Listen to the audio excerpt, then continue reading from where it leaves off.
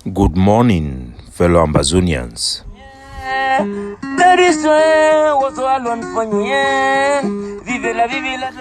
Today, na Wednesday, number 21 day for the number 12 month for the number 22 year for this century. Capo Daniel.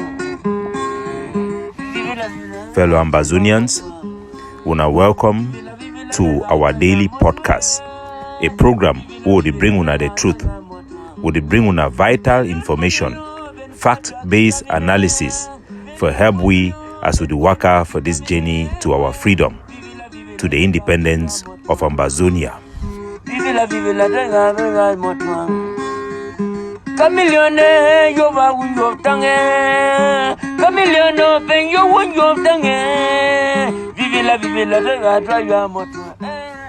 Good people of the Ambaz Bay, from the hills of Mount Fako to the grassland of the Savannah State, all man wanna come good. Today, we want to start with the horrors of war, the use of arson attack by the occupation forces of La République du Cameroon against innocent Ambazonians, some of whom are just farmers going about their day-to-day business. Their houses burned to the ground, grandmothers burnt alive, children shot on their way to schools, thousands and thousands of our people killed. The running into the forests and the bushes have become a new normal for our people as the terrorist Cameroon regime walks over our territory. Millions of Ambazonia have fled abroad. Even before the picking up of arms, we have over 3 million Ambazonians who have fled the country to the diaspora. Now we have 2 million who have been directly affected by the Cameroon use of terrorism tactics against Ambazonia, the use of arson attack, collective punishment, threat of entire villages and neighborhood of reprisal attack, not targeting Ambazonian fighters, freedom fighters, but targeting the very population La République du Cameroon claim to have been their people which they want to protect. And the Ambazonian fighters, which they claim are the terrorists, are the ones they allow to fight another day. One thing is clear to our people. If indeed La République du Cameroon was our people, they would not attack our own people that they claim they want to protect. Take a look at the village in Bui, which have been burnt down by La République.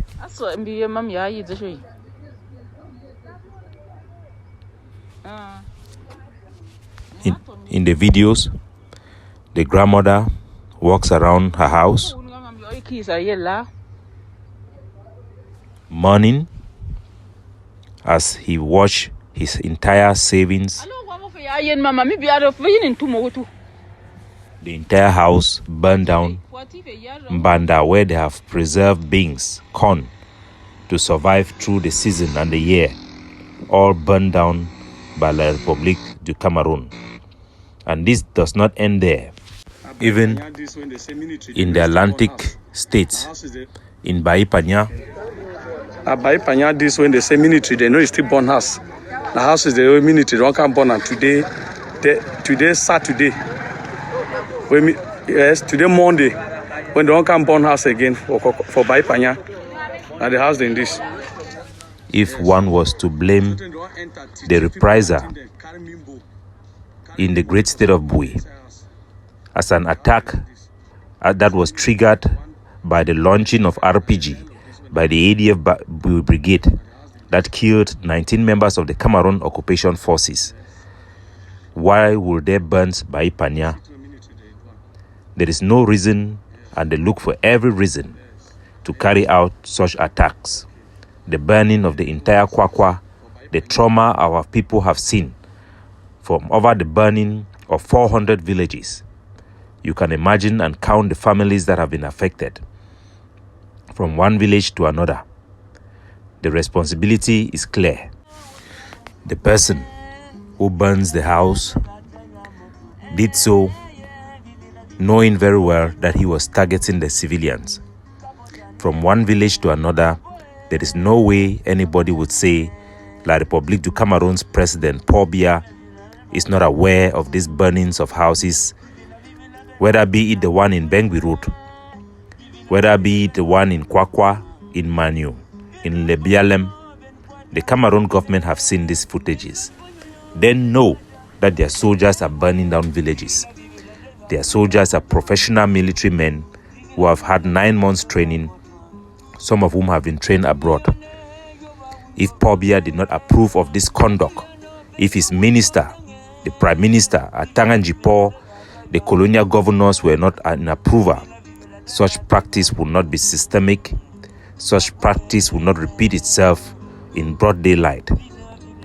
The burning and use of arson attack against our people is being conducted as a means of war, genocide.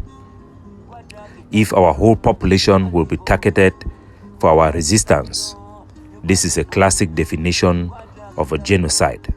Everybody who is an Ambazonian, whose interests the soldiers and the Ambazonian freedom fighters are fighting for, becomes a target of Cameroon reprisal, becomes a target of the barrels of gun that streams from Yaoundé to our villages.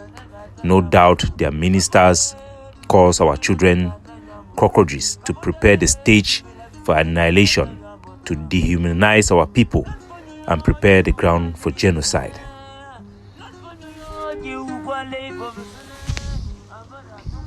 It's hard to take it that for after 5 years, we still see the smoke rising from village to village. We must prepare for war. We must prepare to defend ourselves. Yes, we must prepare to fight. Freedom will come only when we fight to take it.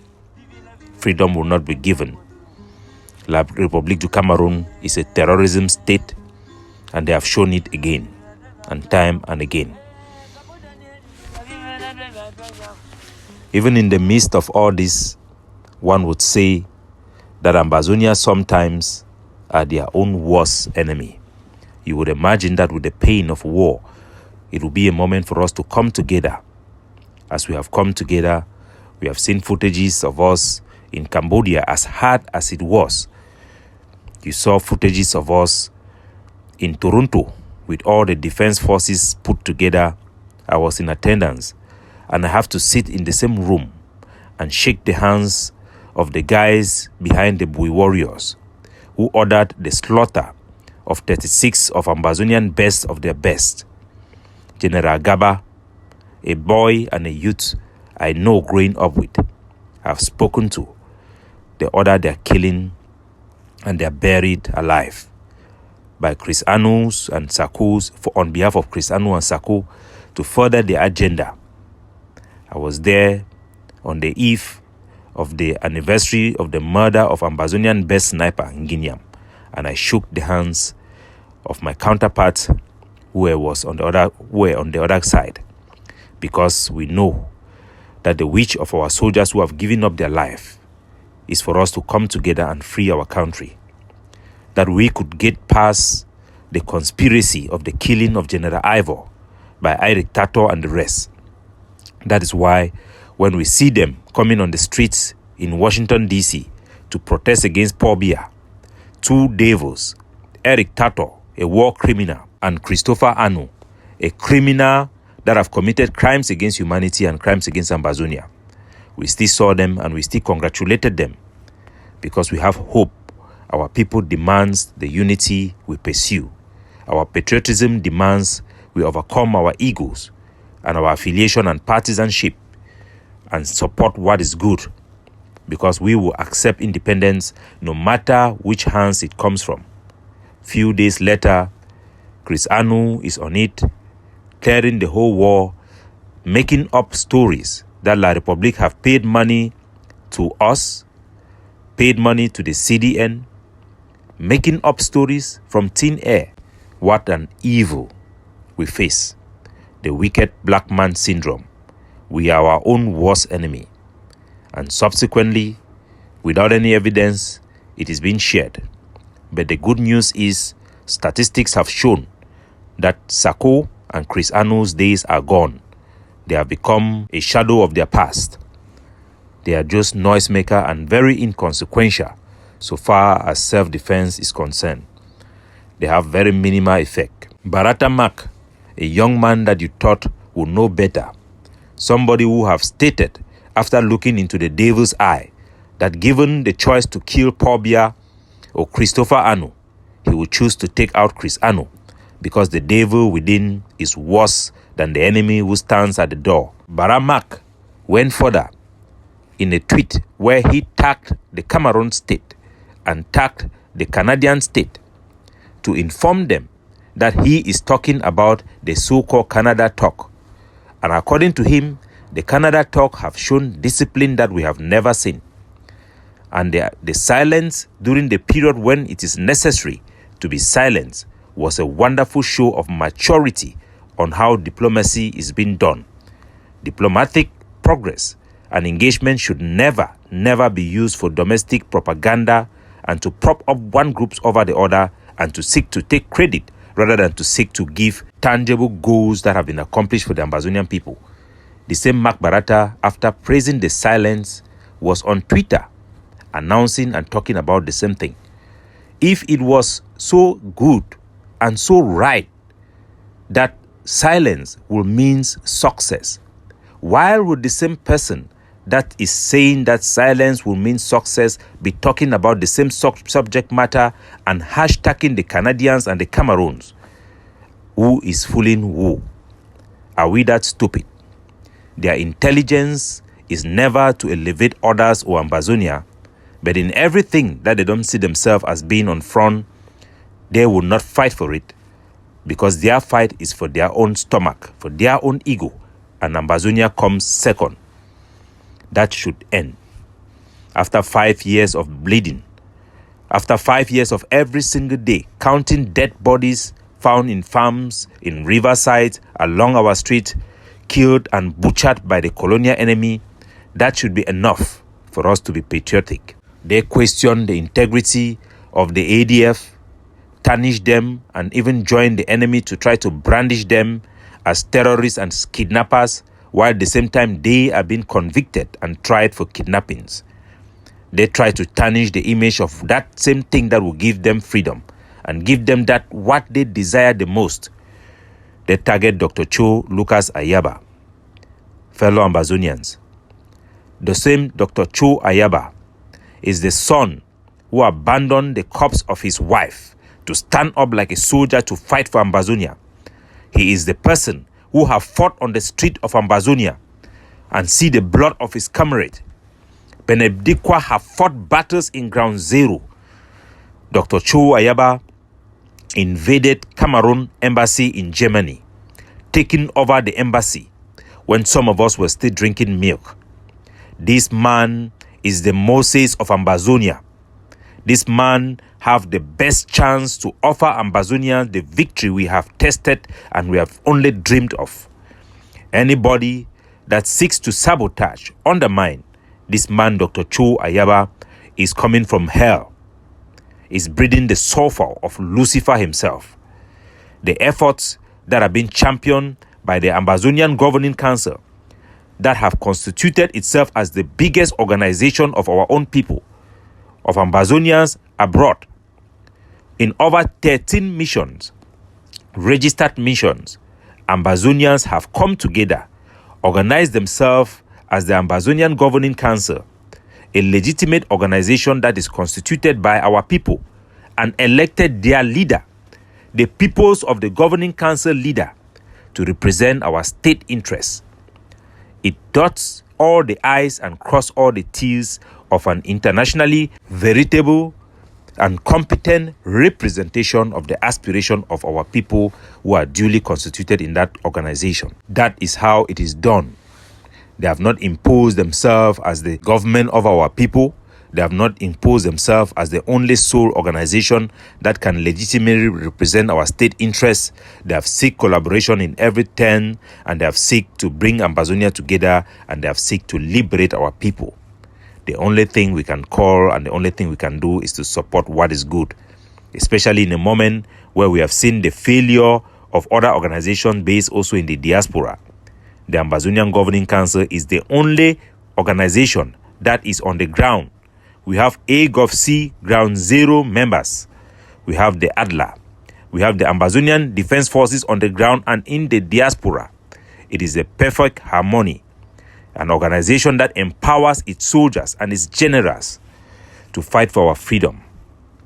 Any Ambazonian with good mind will come around this and say now is the time to do the right thing, to support what is good and come around best practices even in our diversity or even along collaborative line, which is what we preach today, for the effective liberation of our homeland and give us the maximum chance to free ourselves and attain independence. The international community is coming around. The legitimate Ambazonian representative groups that stands for the interests of our territory have been recognized.